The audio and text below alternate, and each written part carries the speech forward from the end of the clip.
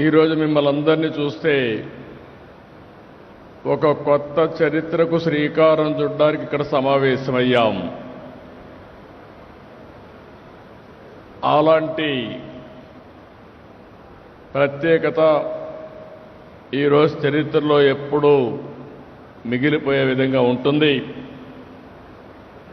రాష్ట్ర దశ దిశ మార్చే స్వర్ణాంధ్ర 2047 విజన్ని ఈరోజు ఆవిష్కరిస్తున్నాం.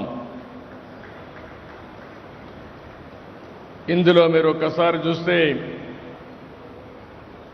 ప్రపంచంలోనే తెలుగు జాతిని నెంబర్ 1గా తేయడానికి ఈరోజు బీజం పడింది, ఆవిష్కరణ జరిగింది. ఇది సాధ్యం అవుతుందని చెప్పి మరొకసారి మీ అందరికీ విజ్ఞప్తి చేస్తున్నారు. ప్రజల తలరాతల్ని,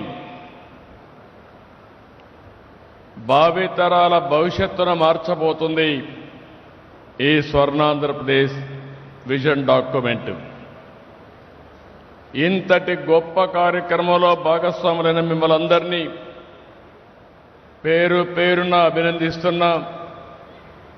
మిమ్మల్నే కాకుండా రాష్ట్రంలో, దేశంలో, విదేశాల్లో ఉన్న తెలుగు వారందరినీ మరొక్కసారి మనస్ఫూర్తిగా అభినందనలు, ధన్యవాదాలు.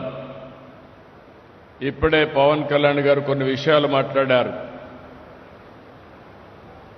నేను చాలా ఎన్నికలు చూశాను, కానీ 2024 ఎన్నికలకు ఒక ప్రత్యేకత ఉంది.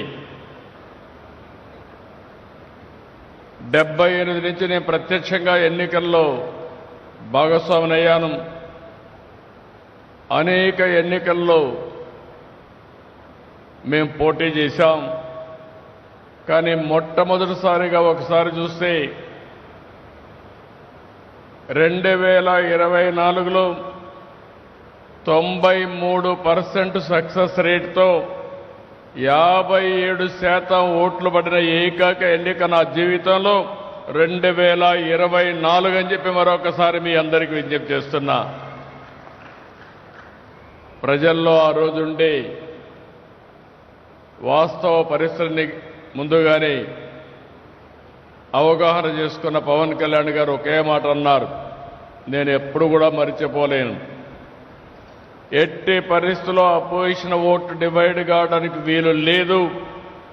కలిసి ఉంటే బలం ఉంటుంది, కలిసి పనిచేస్తామని ఘంటాపదంగా చెప్పి ముందుకు నడిపించిన వ్యక్తి పవన్ కళ్యాణ్ గారని చెప్పి కూడా నేను మీకు తెలియజేస్తున్నా. 2014లో చూశాను, 2024లో చూశాను. 2 సార్లు కూడా నాకేమొస్తుందని కాకుండా రాష్ట్రానికి ఏ మేలు జరుగుతుందని ఆలోచించి పూర్తిగా సహకరించారు. అలాంటి ఒక మంచి మిత్రుడు ఉండడం చాలా సంతోషదాయకం అని చెప్పి కూడా నేను మీకు తెలియజేస్తున్నాను. మొన్న ఎన్నికల్లో మీరు ఒకసారి చూస్తే ఒక పక్క జనసేన అధినేత పవన్ కళ్యాణ్ గారు, ఇంకో పక్క నరేంద్ర మోడీ గారు ప్రధానమంత్రిగా, బీజేపీ పార్టీ, ముగ్గురం కలిసి పోటీ చేశాం.